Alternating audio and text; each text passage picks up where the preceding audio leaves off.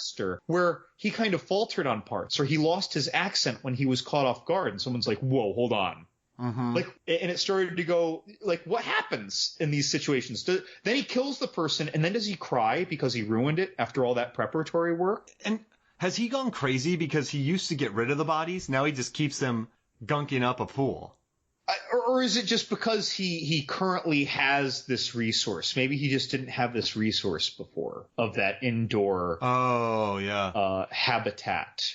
Is that habitat new because he just thought to put it in years ago? Or is the habitat new because he's not really rich and he only came across this house at some point? Like, what is going on? At some point, did he capture someone and did he pull a Pain and Gain and have someone sign all their stuff to him, and then they disappeared, and now he's living their life in their house for years? Like, we don't know how he came into this stuff. Did he own that other cabin? Maybe he did. Maybe maybe he just was always rich. Maybe he inherited it, or maybe he, again, under duress, obtained it. Oh. I want, see, there's another story for our anthology. I want a True Detective type story where Johnny Depp is trying to find this killer, and it just takes place over years. You know what would be funny? So what if you had like Gritty, the actual writer of True Detective, right? We are doing True Detective season whatever, 18, and it's the exact Johnny Depp character and the exact Matthew McConaughey character as partners. Oh my God, trying to hunt down the walrus man. Right, but it's those exact characters. Why are you always writing I don't know how to do Johnny Depp's weird voice. Why are you always writing in that ledger? He's like, I write my ledger because of whatever, because I'm Matthew McConaughey. And he's like, we should get some good poutine. And then he's like, I only eat vodka. And doesn't he say poutine gives him the shits? Like, poutine gives me the shits. I had insane shit. Lone Star. All right. Seems like he was drunk when he did half this. Woo! Oh, yeah, he was definitely out there. But, I mean, hey, he showed up, right? He got this movie made.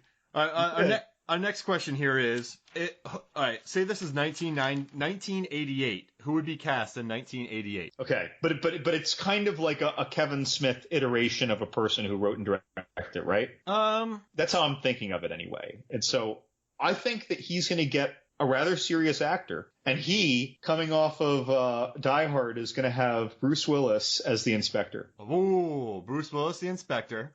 He, think Die Hard, he can be pretty sarcastic. Think Hudson Hawk, he can be a little fun and silly, right? Striking Distance. He can be kind of fun. So as my Wallace, I'm thinking Tom Cruise. That's what I had. Is it really? Yeah.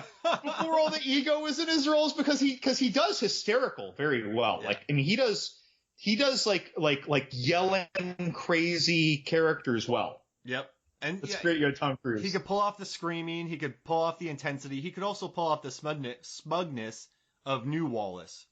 Right. But then show the heart of old Wallace. So for Teddy, I had a lot of ideas for Teddy. For his like introverted friend, I thought Michael Keaton, Kevin Spacey, Kevin Pollak.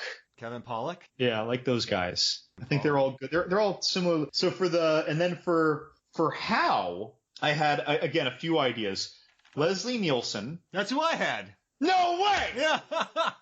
Were you thinking of Creepshow? Yeah, just a very okay, the reason it works is it's just against type casting. Well, no, Creepshow. It's two type for Creepshow. Yeah, I guess. But I guess I was also thinking Naked Gun was really popular at the time. Right. And he had done Airplane. So yeah, Creepshow for sure. But then also the kind of, by then he had Creepshow, but he also had those comedies made. So putting him in this. The other choices I had were Christopher Lloyd. Oh yeah. And wait for it, Kathy Bates. That's who I was thinking for Misery, because that was this movie basically is Misery meets The Human Centipede. Yeah, dude.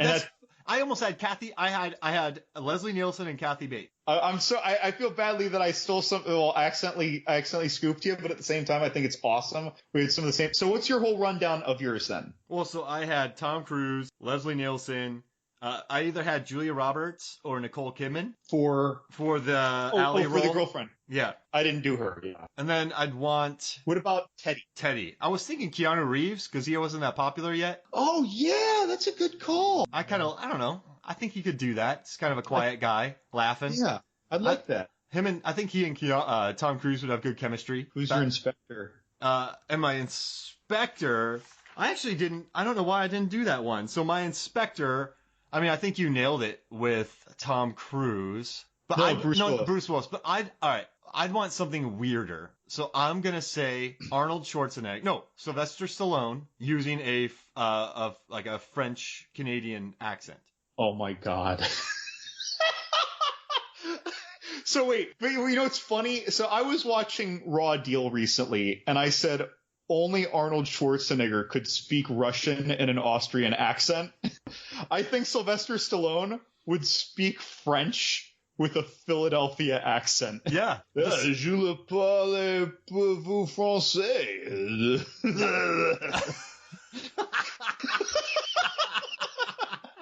I kind of got lost. And get back in there. That's the best. That's top 2 accents ever on the pod before. Okay, wait. Now, so what about the Quickie Mart girls? Oh, wow. So at the time, all right, so let's do Elizabeth Shue and what else was in 88? Who was around that time? Elizabeth Shue and Christina Applegate. Yeah, oh, yeah. Because they were making movies around then. They'd be really good. I think it would be funny to go against age type a little bit and make them older and have it be Molly Ringwald is like the cashier and like the manager would be there with her, and that would be Annie Potts. Oh, that'd be good. I think those two both have such great flavors of attitude.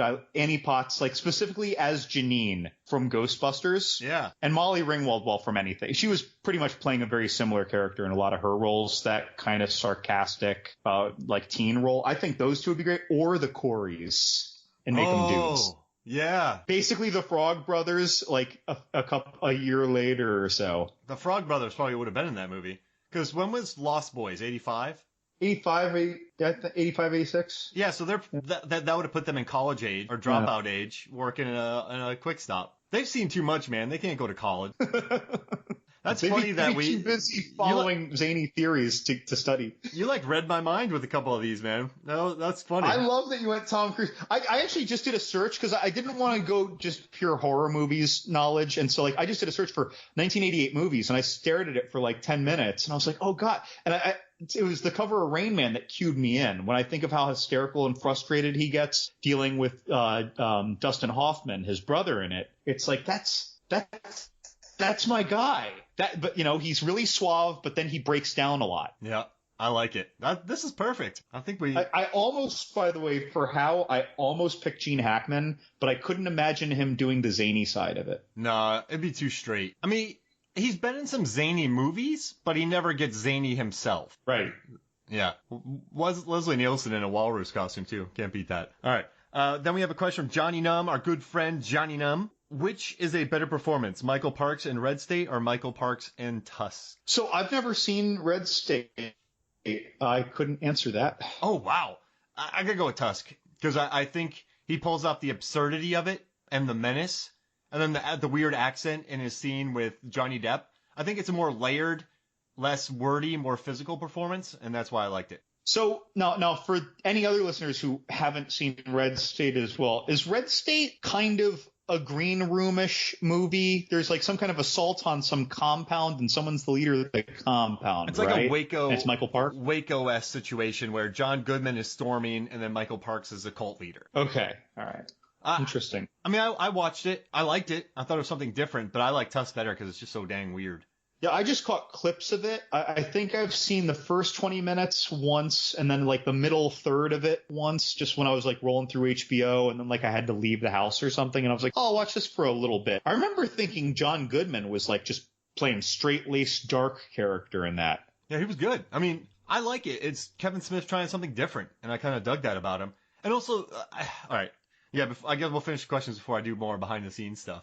But Kevin Smith did think he was done after Red State, and he only made, like, he's like, I'm done telling the stories because they were what I wanted to tell, like Clerks, and those are all my experiences. I'm glad that Tusk brought him back. All right, so then we have William Francis. How did you feel after you saw the laugh? It hit me hard, dude. He started crying. And I laughed. You cried? No. You cried? Justin Long was crying. I was laughing. I mean, like, it hit me hard because it's a sad ending, but then you just laugh at how he munches into the fish and then the tear. I mean, it's absurd, but it's also earned, I feel. So this is, I think I kind of gave this exact answer earlier in this episode when I said my friend and I looked at each other. It's like I felt kind of empty and hollow, mildly disturbed, mildly amused by how weird it was. And then I just had this like, what the holy crap was Kevin Smith thinking? Like a frustrated smile on my face. You know what I mean? Like I just had so much going on and my system almost overloaded. They put him in a zoo. But it was the worst zoo ever, though. It was a swimming pool. Yeah, a dirty swimming pool. A small swimming pool with like an igloo doghouse. Yeah. Like. Yeah, he's not going to get much exercise. Like what happens in winter? What happens in summer? Does he overheat in summer? That's why we got to watch Moose Jaws. In that suit? We need a true detective type story. We need it. We need it, John. Dude, McConaughey and Depp playing those exact characters. Oh, man. And Sylvester They Stallone. would weird each other out so much. All right, then we have Chris Pettit and Thomas Coombs Jr. asked the same question. Who thinks this up and why? And this just came from a Smodcast idea where a guy took out, a prankster took out an ad in England, and then they were going to base it in England, but it was too expensive, so then they just shot a movie in North Carolina and placed it as Canada. But it just came from a very organic place. And that's kind of what made Kevin Smith start making films again, because he didn't want to force anything, because then cop-out happened. Yeah, I like that, too. That it's almost like it makes me think of just the sincere, real way that Carpenter came up with Nightmare on Elm Street. You had a couple unrelated things. Or Craven. And I'm sorry, sorry. I just saw Prince of Darkness and I've been talking about it for like 24 hours on Facebook. Sorry. When Wes Craven came up with that, it made me sound like an idiot. I just didn't want people screaming in their cars. Right. They're probably thinking like, you don't know crap about crap horror, John. Like, go stand with your face to the corner, John's Horror Corner. 1 star. But no, like how that came from like two very unrelated things. One was a childhood memory that creeped him out, or a story from his childhood that creeped him out. The other was something that was going on with some panicked kid, I think, in Asia. These people were afraid to go to sleep. One of them finally went to sleep. They gave him something. He died. And, you put these very unrelated things together into this clever notion, and it worked so well. And then you have this. And again, this is like one of those things that, Tusk is not a movie that I recommend to people because I think it's awesome. It's like, you tired of seeing the same shit all the time? Go watch Tusk. Yeah, no, I don't know, man. That's why I love it. And I guess, I don't know. And once he gets in the house, he's really slurping that tea, by the way. Jeez Louise, what was in that tea? Well, he was cold. Yeah. He was cold.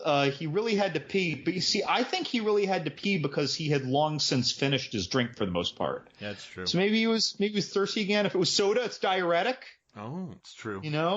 Yeah, he used the bathroom, and then do you think Michael Parks knew Hemingway or the character? That's an interesting story, right? Because you're already lying about so much other stuff. What's another lie? But at the same time, why lie about that? Yeah. So maybe he was telling the truth. Because this guy really could have some huge, rich life story. I mean, his house is filled with his stuff, so he's been there for a while. I mean. And his fantasy had to come from somewhere. So I want to believe he really had this experience with that walrus. He's traveled. He could have been some captain of industry. I love that Kevin Smith also. So he was on a boat. It sank, and he slammed through the waters, got stuck with Mr. Tusk for 6 months. But I like the breakdown. He's like, a 25-foot thing slid past me. Like, so Kevin Smith even talked about Jaws because that's his favorite movie. But that was a cool story. Just talking about how the creatures were, like the sharks were eating everybody. But he slammed for his life. That was a well-told, well-written thing. I don't know if you dug that. I get it. I was impressed. I liked his storytelling of it. But again, I liked. At this point, though, we're at a point in the movie where I pretty much loved everything. Yeah. Go for it. Oh no, it just all the characters really felt rich. I love when he wakes up after being poisoned and wakes up with one leg. And so I listened to a Fantastic Fest panel with Justin Law and Kevin Smith. And they answered that during the take, Michael Parks is like, this is so stupid. Why would anybody believe that a spider bit a guy's leg came off, and then a doctor came over and his phone got smashed? And Kevin Smith is like, no, it's just part of, who cares? But then he told Justin Long to lay heavy into the spider. So I guess there were takes where Justin Long was just making Michael Parks lose it. A spider? What? Like he just like, but the brown recluse did it, and then he was all drugged up. Oh, and he also said I'm a nasty boy. That thing. My leg is off? And then he goes, truly sorry for your loss? I mean, that's a weird scene.